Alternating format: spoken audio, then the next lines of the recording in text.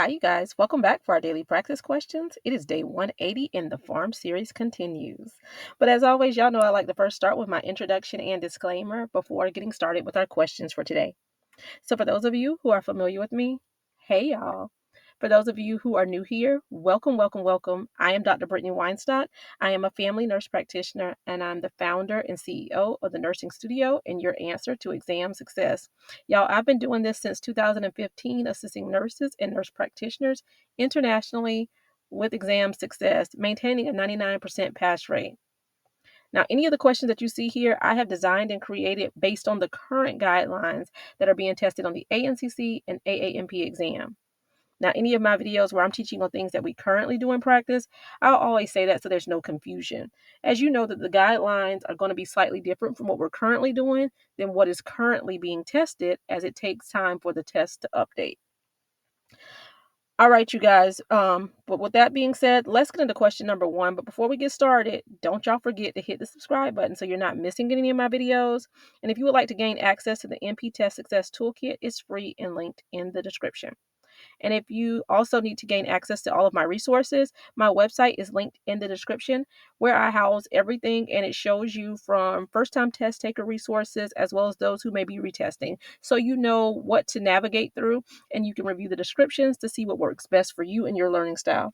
But with that being said, y'all, let's get into the questions for today. Question number 1 states, a 40-year-old presents with persistent low mood and fatigue for 2 weeks, but does not meet the full criteria for major depressive disease, right? So what is an appropriate initial treatment approach? Is it A, immediate SSRI initiation? Is it B, watchful waiting with supportive psychotherapy? Is it C, prescribe a benzo? Or is it D, ECT? Take a moment and tell me what you got, y'all. All right, so stem of the question. I always recommend reading the stem of the question first, as it allows you to slow down to ensure you're answering what is even being asked of you, right? So here the stem of the question states, what is an appropriate initial treatment approach?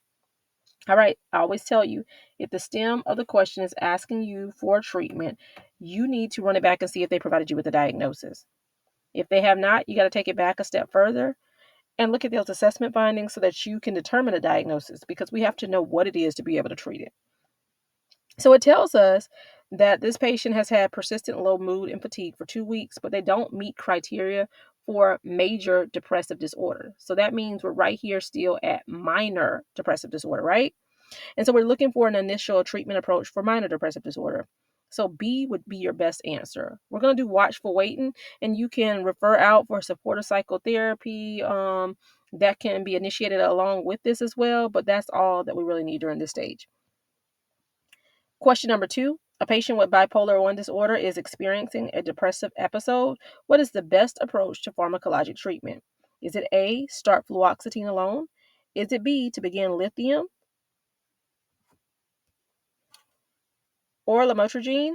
Is it C, initiate bupropion monotherapy? Or is it D, to start sertraline with no mood stabilizer? Take a moment and tell me what you got, y'all. All right, so stem of the question here states, what is the best approach to pharmacologic treatment? So again, we got to run it back and see if we have a diagnosis, right? And we do. So it lets us know that this patient has bipolar disorder and they're experiencing a depressive episode. So what is the best approach to pharmacologic treatment here? And your best answer is going to be B, right? You're going to begin your lithium or your lamotrigine, as this is the one that begin your lithium or your lamotrigine, because these are your mood stabilizers, right?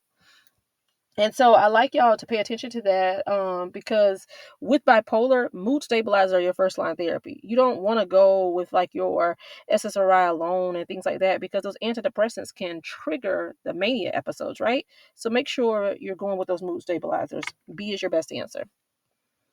All right, lastly, question number 3. A 28-year-old male presents with symptoms of acute mania, including decreased need of sleep, pressured speech, and grandiosity. What is the first line treatment? Is it A, sertraline? Is it B, lamotrigine? Is it C, risperidone or lithium? Or is it D, buspirone? Take a moment and tell me what you got.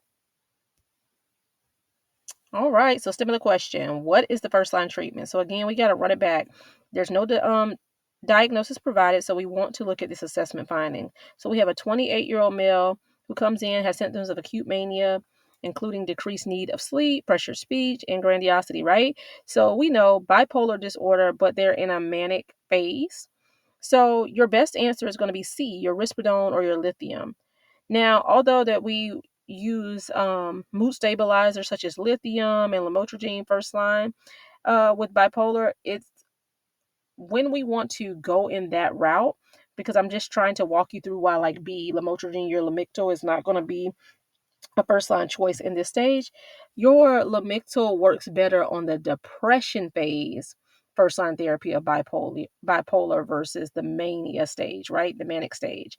Now, C is your best answer, as risperidone is an antipsychotic and lithium is a mood stabilizer, and it works great with the manic stage. So we would typically use things of that nature in this scenario. So make sure you are familiar with those first line therapies and you're paying attention to the signs and symptoms that they're giving you.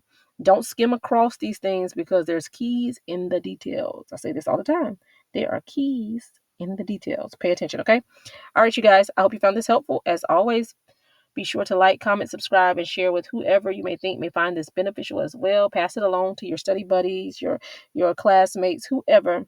But y'all know what to do. Y'all make sure y'all meet me back here.